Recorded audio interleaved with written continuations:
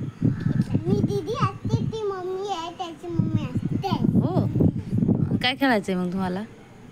मी ना फिरून येते, तिला पप्पा घरी आहे, त्याला माता असते पप्पा तर सोडून जात असते. कोणाला सोडून जाते? मम्माला. तिला तू मम्मा बोलली ना तिला, ती तुझी मम्मा आहे ती बोलली ना. मी त्याची मम्मी आहे ना. तू मम्मी? हा, तू बाळा. आणि मिष्टी कोण आहे मग? हा, काय खेळताय मला सांगा ना. पतले पतले. हा, पतले पतले. पकला पकडी. काय खेळते रू? पकले पकली. पकला पकली.